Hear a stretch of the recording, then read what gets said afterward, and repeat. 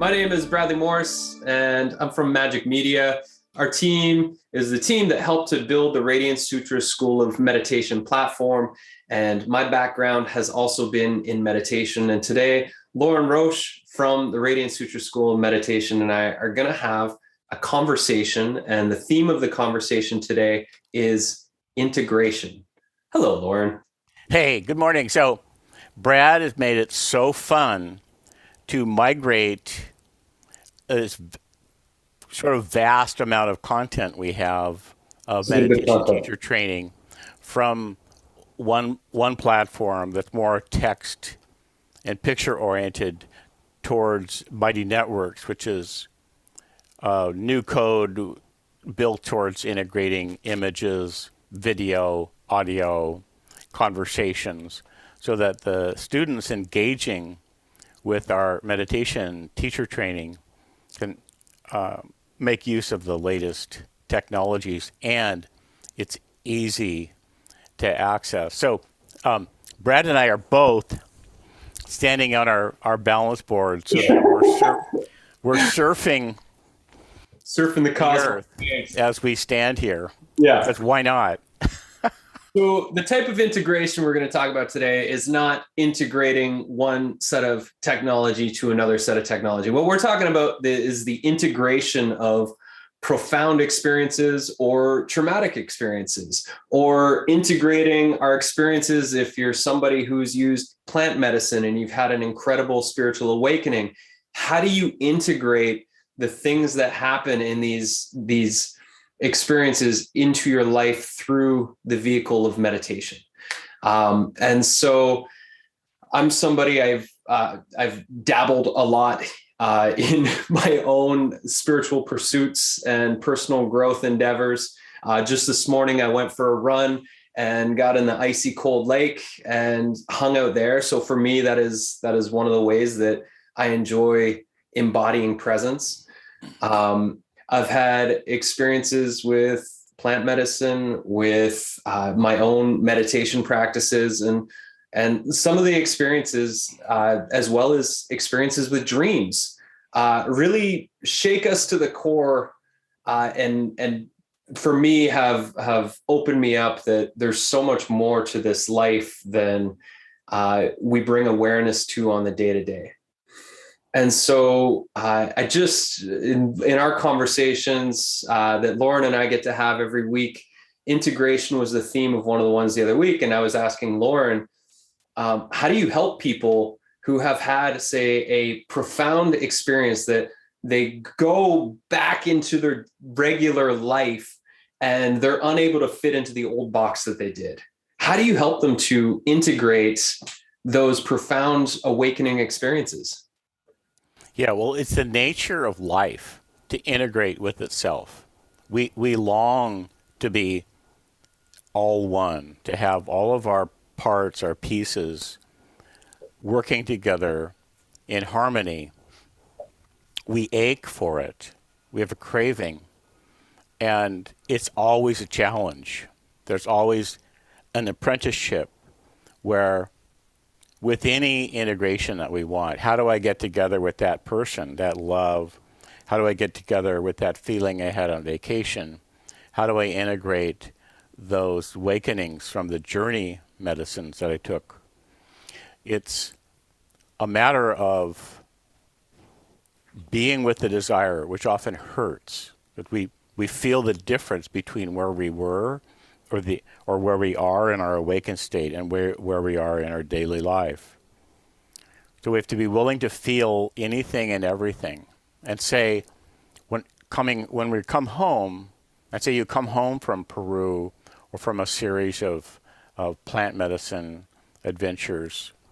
In a way, it's the same adventure. We get up in the morning, we face the day, face the chores to be done, and we say, I'm willing to go through the ordeal to get to the elixir. Only the ordeal is the ordeal of feeling where we are now, feeling whatever damage, whatever wounds, whatever exhaustion, wherever we feel stuck, and say, I want to get to where I'm living love in my daily life. There's Mm. always an ordeal. And it's just the reverse direction of bringing the insights home. We long for this. So when we're moving in the direction of integrating our best self, integrating our best kind of attention and awareness, and bringing our enlightenment into everyday life, we're going with the river of life. We're going with the primordial impulse of life, which is to be itself. It's just that there's can be as many obstacles to that as there are to going to Peru, finding the right shaman, taking the right amount of the vision substances, or wherever your journey takes you, and then handling all the energies that you encounter. So this word yoga means connection. And there's 37 different meanings of the word yoga in the dictionary. They all pertain to connecting with your own forces, connecting with the powers of life. And human beings, in a sense, we're many animals in one. So nature has built us to be complex and reprogrammable. And in a way, it's a human being. If we live long enough, it's as if we live many lifetimes in one. So meditation is a name that we give to this process of allowing a deep integration to take place.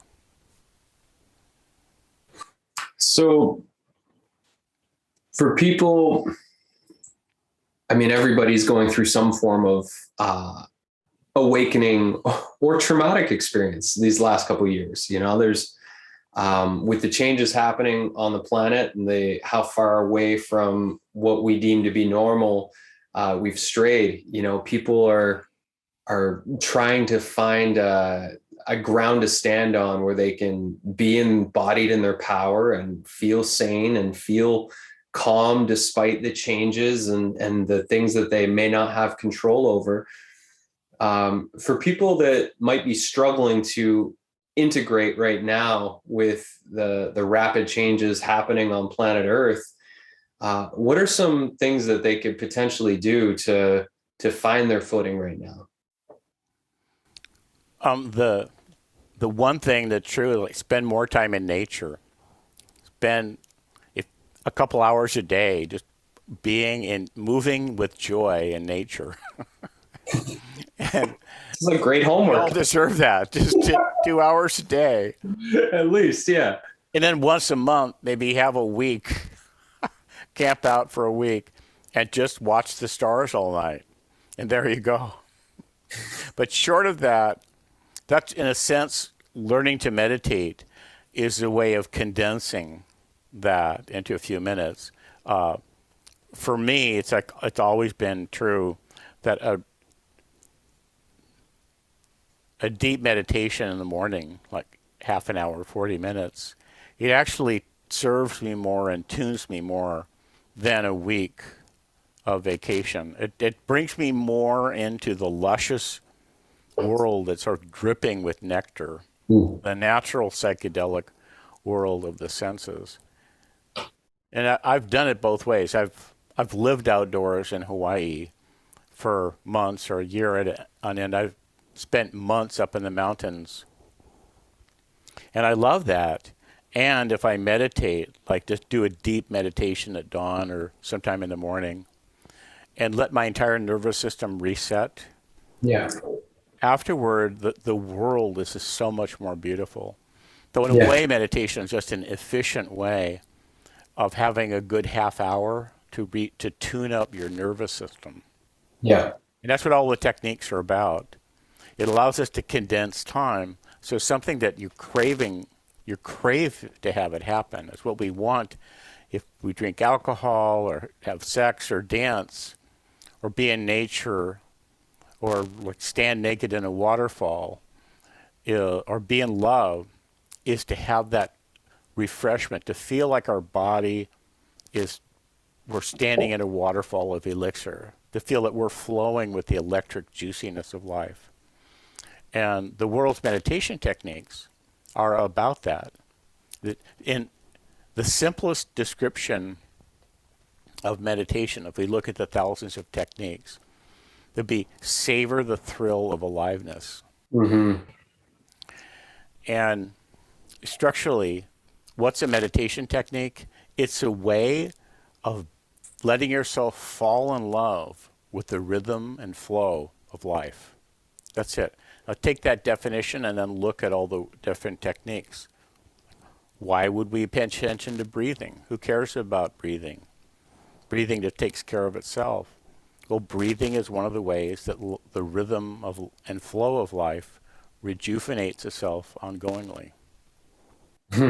So meditation is letting yourself fall in love with the rhythm and flow of life. And we're built to be in utter adoration of life's rhythm. Yeah. We're built. It's the most natural thing in the world to fall in love with it. And so meditation is kind of like falling off a log, like they say. I've done that. Yeah. You've done that. Yeah. There's the effort, there's lots of effort to be made in the world. Meditation isn't one of them. We are Yeah. all, as a matter of fact, the more areas of life you have where you're using effort, the more of a craving you build up to meditate. Meditation is releasing your life force to go in the other direction. Yeah, it was interesting this morning. I've got about a 10-hour workday today. There's a lot of moving parts. I've got things that I need to figure out with business this week. And I woke up at like 5 a.m. I did a meditation, and the whole time in my practice, my brain was still moving forward. So I was like, you know what? I need to go just work for 2 hours to just like, instead of sitting and stewing in this, I just need to go put it into action. And then I took my dog for a run in the forest. And on the way back, I stopped at the lake and did a couple rounds of breath work and then one in the water. And in going in the freezing cold water, there was no more to-do lists on my mind. There was no more stress about all of the, the meetings and the Zoom calls and all of the things I had to check off my list today. I was just like, I am fully here in the freezing cold water right now. I can feel my body fully alive. And when I got out, I was just so happy. And it just melted away all of the stresses I had about the future. It was like I woke up this morning and I was already exhausted by what I had in front of me. And then going in the freezing cold water was just like a complete. Yeah. Well, if we look at your sequence, you meditated for a bit, you tuned in your to-do list, and then you sensed, to continue this meditation, I need more resources. I need to access nature. I need to joyous movement in nature, like you're running, and I need the cold water immersion, that shock, to show me, like, if you want to know, like, what hurts is cold water. There's no thought that you're having about that's going to hurt as much as jumping into the cold ocean. You jumped into the Pacific Ocean? We have a lake across our road today, but I mean, it's definitely icy cold like the ocean water right now. I prefer the ocean, but today was just a lake dip. But if you look at the sequence, you created a sequence, if we think of that like an asana flow, that you did some seated meditation. And for people who are responsible, if you live in the world, abandon any thought that you're not supposed to think. Choreography is part of meditation for people who have responsibilities. So you're still a little bit infected by monk thinking, which is that the idea that it's better to not think and it's better to not be choreographing your to-do list while meditating. So just watch that Mm. And over time, you can edit that out of your whole thinking, because what you did was brilliant. You sat for a while and you sense, I need contact with nature now. Well, first I needed to work. I was like, okay, I'm stewing on this to-do list enough. So I went and I did like a 2 hour deep dive into my Oh, work. And okay. then it was like I came out of that and my brain was like, I've had enough of this. I need to go run the dog and jump in the lake so that I'm like prepared for the actual work. That was Yeah. like the pre-work part of my day, as I needed to go reset myself before starting my day of meetings and Right. work.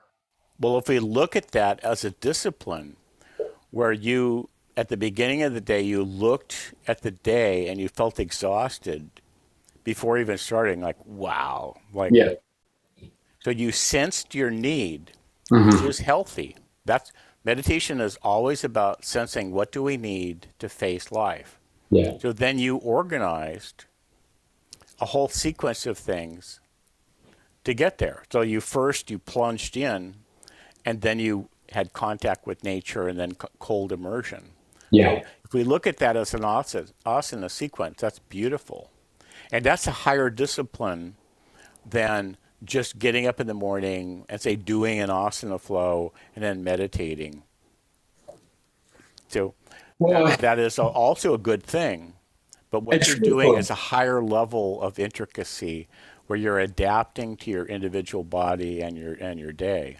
I went to bed last night stressed about today, knowing that I was going to be putting in 10 hours of computer time. Yeah. And so when I woke up this morning, like for me, it was really about how do I make this the best day ever? How do I support my energy and my vitality throughout this long day of work and mental bandwidth that was going to be required? And so, having this conversation doesn't feel like work. And the thing is like all of the meetings I have set up aren't actually work. It's like they're necessary, but they're all contributing to a bigger vision. So it's really just like the nonsensical nature of feeling overwhelmed by a full schedule. And it's like, well, the schedule's full because of my doing, and I'm actually excited about it.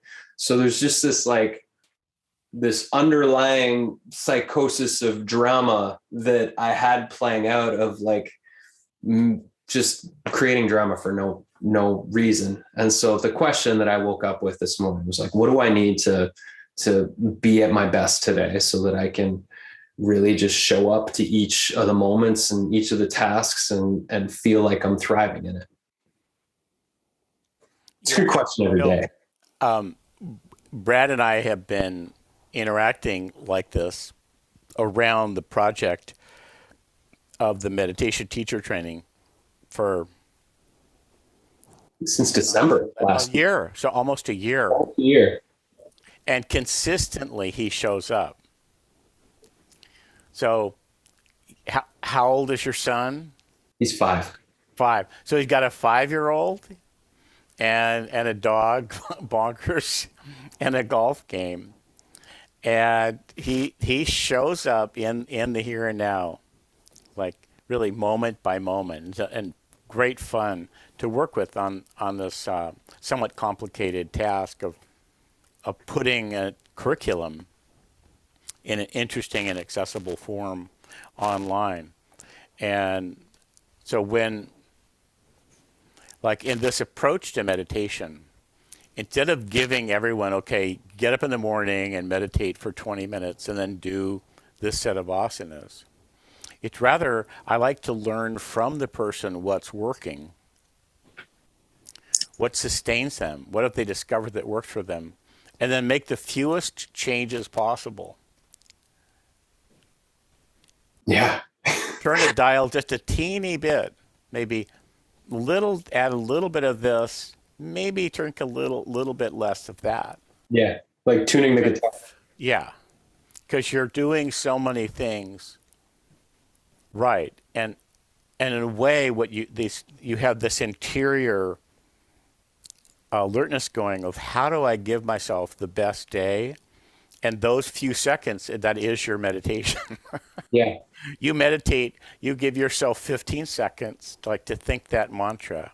How Yeah. do I give myself the best day? And then I'm making this up. You fill it in.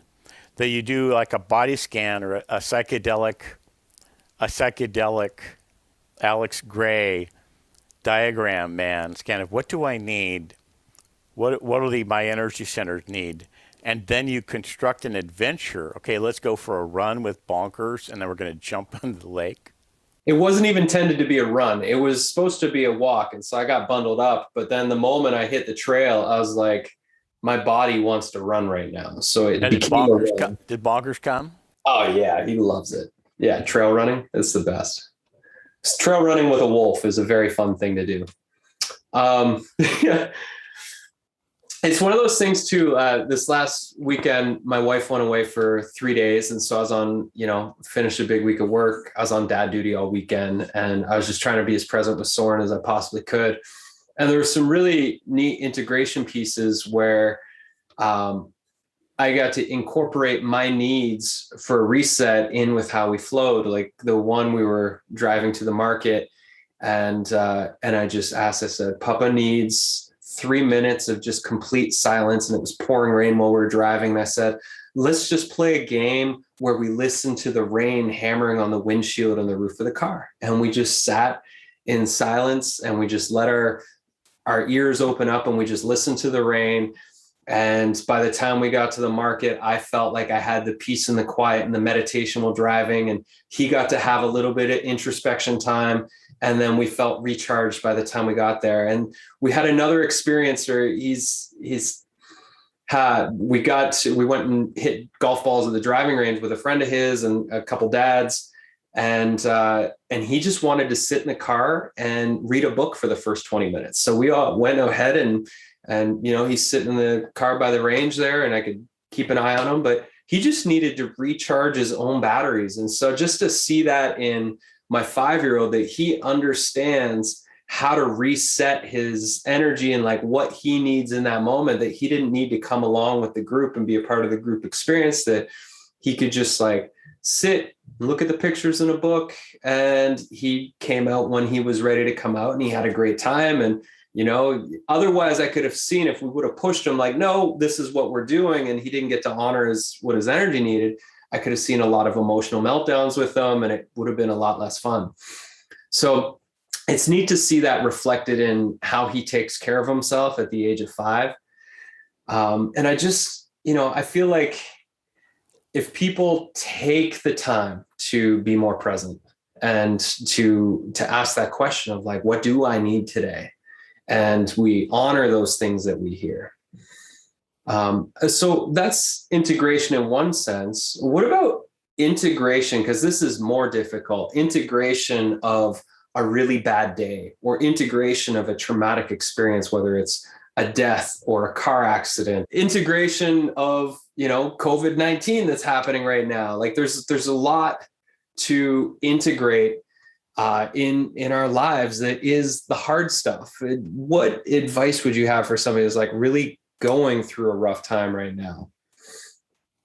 Is there a difference? Is it just like, Pretty much all of us are going through hard times, but there's different degrees of intensity. yeah, And what you've been describing in yourself and your son is taking time to tune into what do I need, yeah, and then giving yourself what you need. And in a way, meditation skills are that simple. You sense, what do I need to get through the next minute or the next day? And then you give your body a chance to reach, like you said, reset and yeah, recharge. And it's so beautiful to hear that your son knew how to do it. The permission you give him and the skill he has already to sense, oh, I need just to sit. I just want to sit in the car and read. That's it. That's what meditation is. You take a few minutes to sense, what do I need? And in yoga and meditation, there's this term prana shakti. Prana is the breath, is the life force, it's soul. And shakti is power. So they both mean power, both prana and shakti. And in meditation, we're flirting with prana shakti. That's all the practices are ways of romancing the life force, being in love, being courting, being massaged by the life force, being tuned up like a musical instrument, where the body, the nerves are like a musical instrument. Though the word Tantra uses this word tan, which means to extend, to stretch. Like the first definition of Tantra is of a loom, as in weaving. You make a framework, and then you stretch threads, and then you weave them together. And in the language that we use right now, English, that ton sound became tin, and we use it all day long. Tension, intention, tendon. So the tendons are the strings in the body, and in the yoga worldview, the whole body, there's many levels of strings, both tissues and electrical, and they are always humming with song. So meditation is a process of tuning this instrument, like tuning a harp, or tuning. Who is it that has like a 12-string guitar? It's like we have 1,000. Your body is like a 1,000-string guitar or harp, and every night when we sleep and dream, it gets tuned for the next day.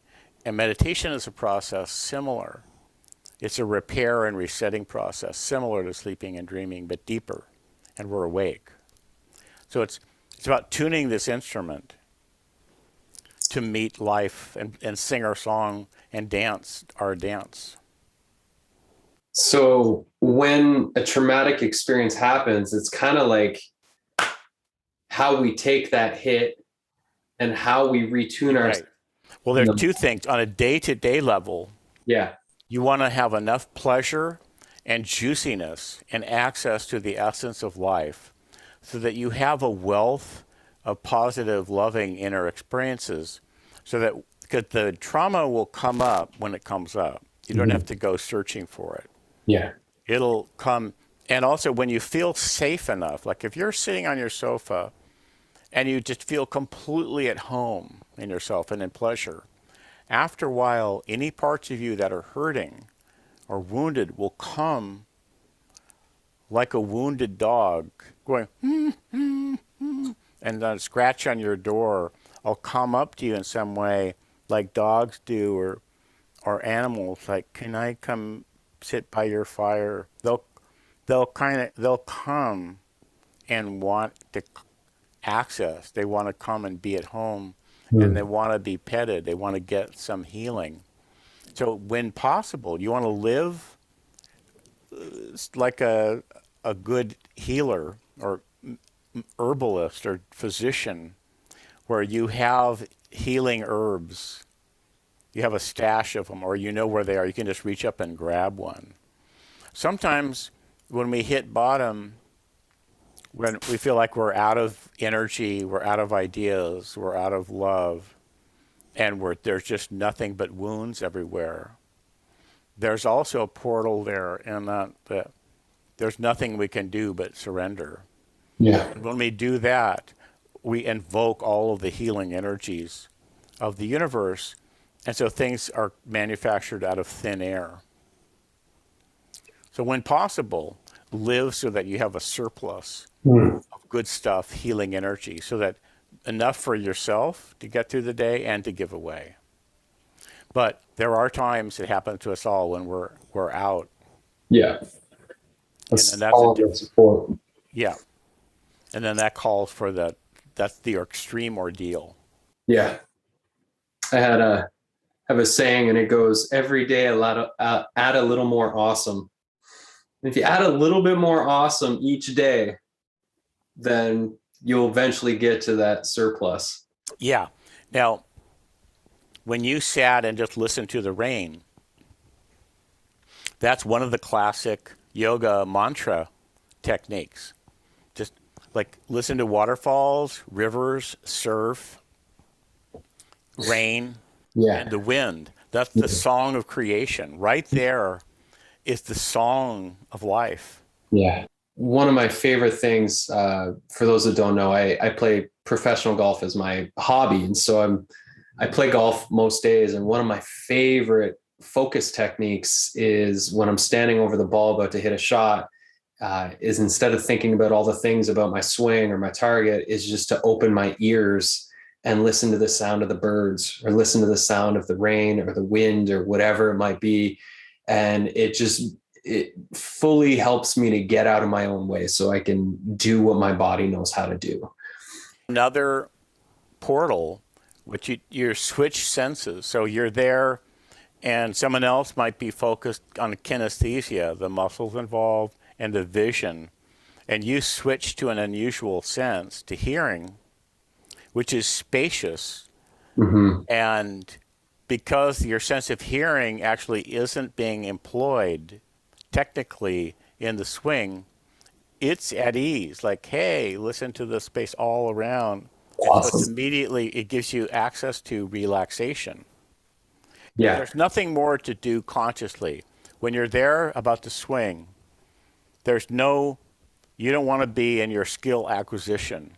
Mm-mm. You want to just let your muscle memory work. Yeah. And there's not that much to look at. You've looked at the thing, you know where the ball is. So you You've don't done have it. to work your vision. So that's very clever of you to invent that awareness technique. So you actually are inventing some, we could make up a name, micro meditation, all day long. You're making up these little 1 second meditations that change the whole flavor of your day. I would agree with that. Making it up on the spot. Yeah. Improvisation is a beautiful skill to have. Yeah. And so that's been my experience when I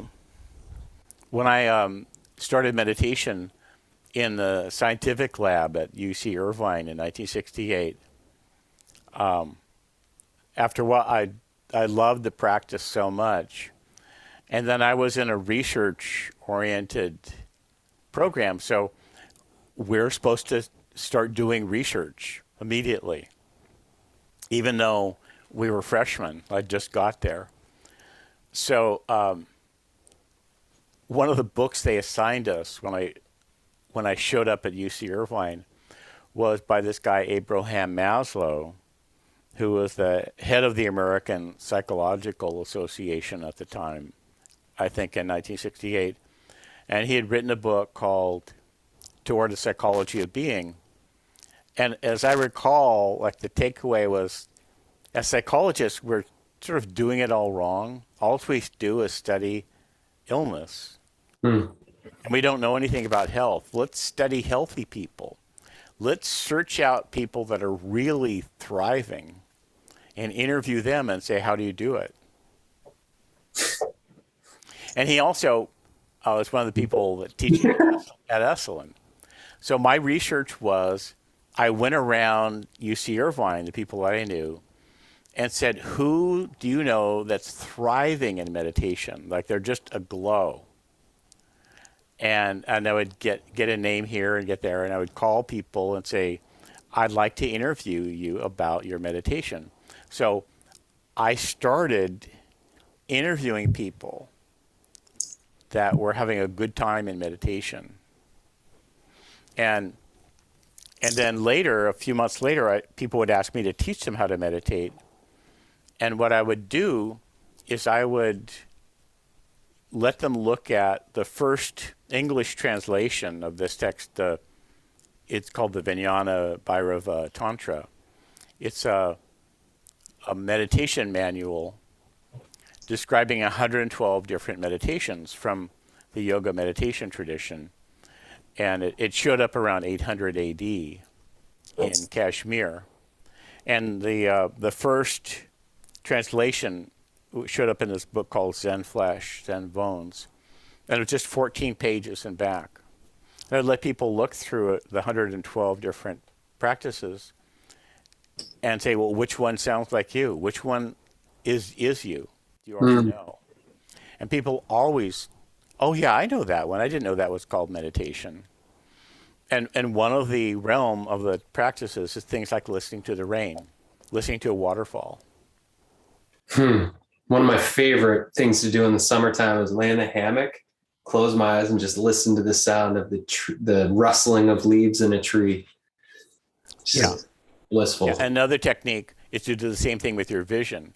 Just go somewhere in nature and let your vision expand, Mhm. just taking it all in and just be there.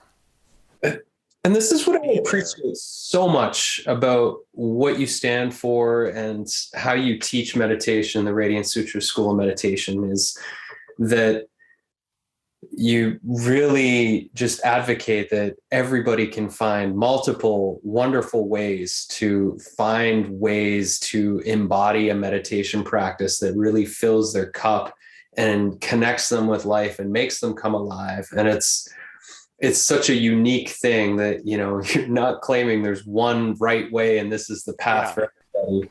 It shouldn't be unique. I think that's the way meditation used to be.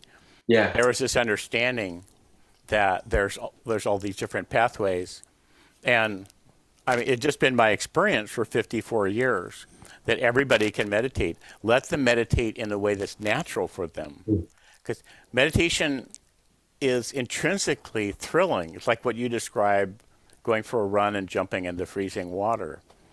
That's thrilling to you and pleasurable because you love it. Mm-hmm. And we all have these things that we love. So if we think about the doorways into meditation, there's lovemaking, there's sex and lovemaking, which is really so many skills.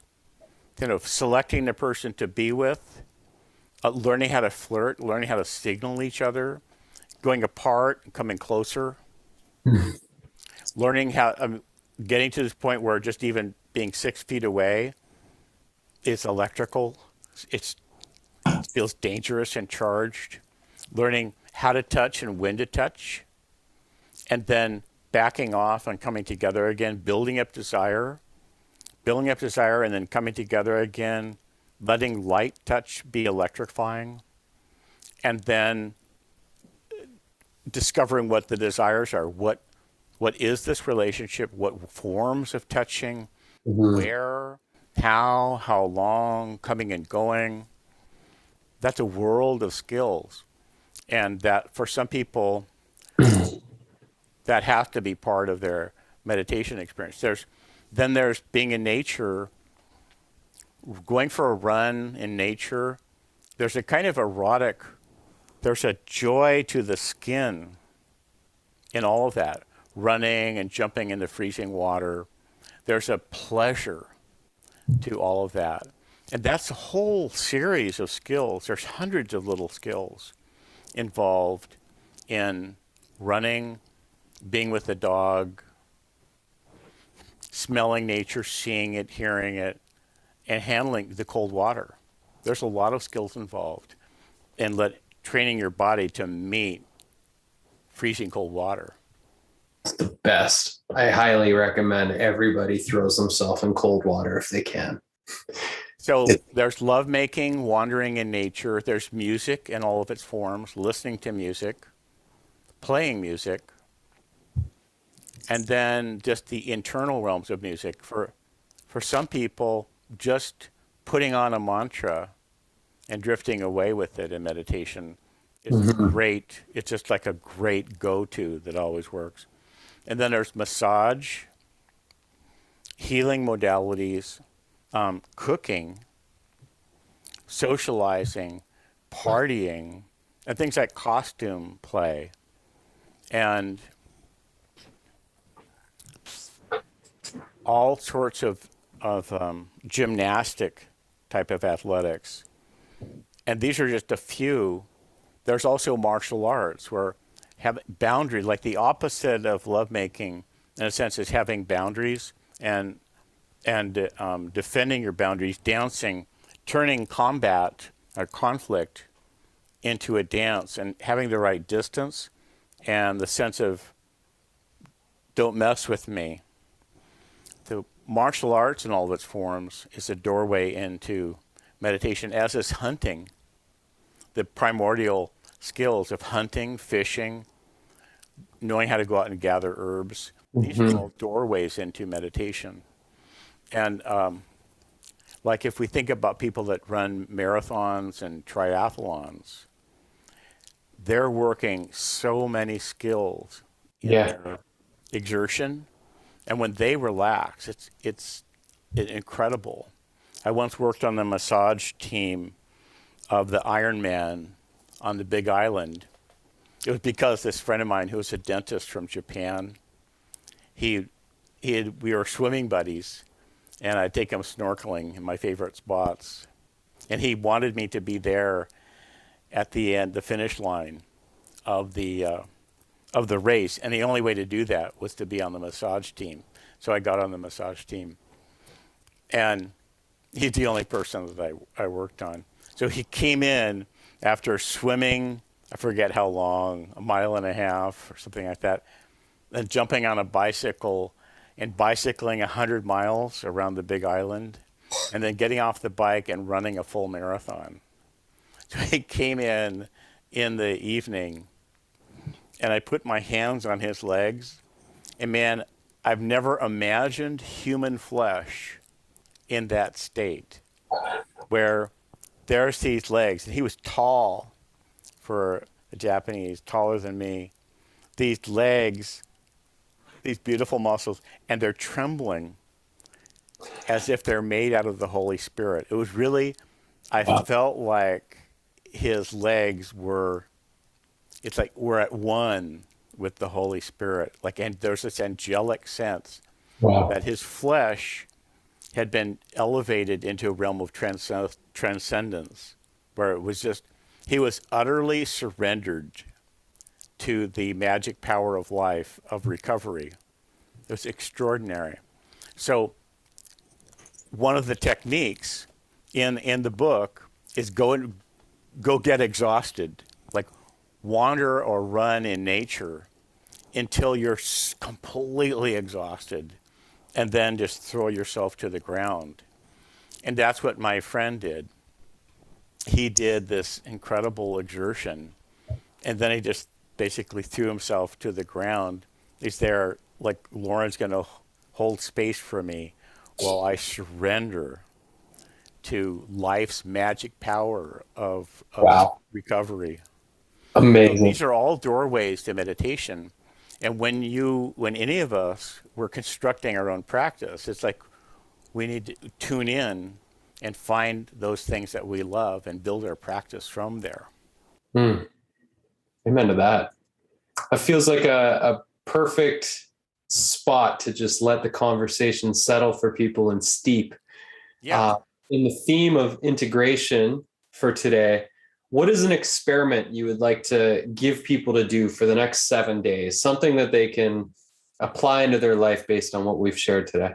Well, here's what popped into my head just now is, grab a journal or a piece of paper and make a list of those activities in life that you love so much.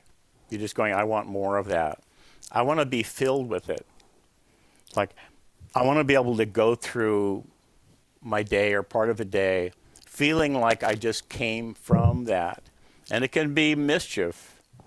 Your favorite thing could be getting stoned late at night and masturbating, or taking ecstasy and dancing until 4 in the morning with your friends, or whatever, standing naked in a waterfall, or driving really fast, playing video games, or just putting on your favorite music and dancing. Go for the mischief, what feels like it's particularly you, like your secret joys. Just make a list, 5 or 6 or 7 or 8. And it could be anywhere in time, any age. It just, those qualities, it's like, yeah, I was really living. Mhm. And just let your attention glide through your list. Just, yeah, that. So you're inviting your brain to run the same programs in the here and now that it did when you were in those experiences. So you're retrieving, it's a kind of soul retrieval. You're retrieving that part of your soul from being involved with that drug or that situation, and giving yourself permission for this experience to be right here, right now.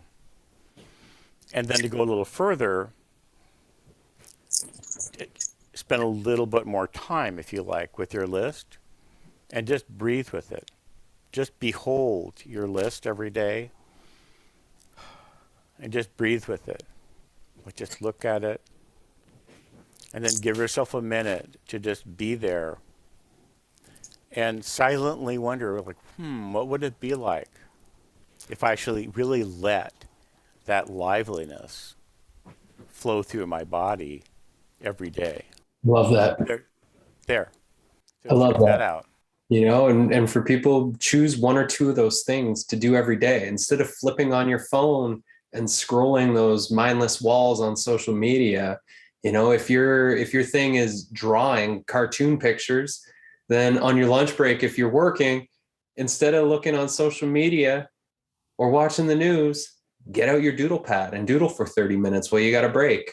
Or if you have kids and you're in the chaos of craziness, and you enjoy making music, then make music with your kids. Find ways to integrate these things into your day-to-day life so that instead of being things that you wish you could do, they become who you are and how you live. I think that's the difference maker, and just like showing up and embodying these things you love. And when you do that every day, you eventually live a life that you are in love with. The way that bodies work is that it's almost always a good return to spend half an hour tuning yourself up early in the day Yeah. in a way that you've described, Bradley. And if in your ordinary mind you might think, oh, half an hour, I don't have half an hour. But in reality, you probably waste half an hour just reading random things. It's when you give that half an hour to tuning your system, you'll generally find by the end of the day that's given you back more time than you put in, just in efficiency, and then there's the joy. So you want to construct your meditation so that the very same day you get more back in efficiency and the pleasure of being alive. Mm-hmm. So meditation needs to be honest like that, a good investment. It keeps the techniques honest, because there are literally tens of thousands of different meditation techniques, and many of them would be a complete waste of your time. Not only that, but they might drag you backwards. Great. Yeah. Yeah. Beautiful. Well, thank you for the conversation, Lorin. All right. Fun. And if all of you out there in listener or watcher land out there enjoyed this, let us know. Let us know if you want more of these. Let us know what types of conversations you'd like us to talk about. This is Lorin and Brad on Monday morning, just bantering. Really, this is like Sorry. the banter, the good morning banter show. Yeah, exactly. And if you want to find a meditation practice you love, then come check it out at the Radiance Sutra School of Meditation at join.radiancesutras.com. You can check it all out. Thanks so much for being here. And Thank you, Bradley. we'll see us next time.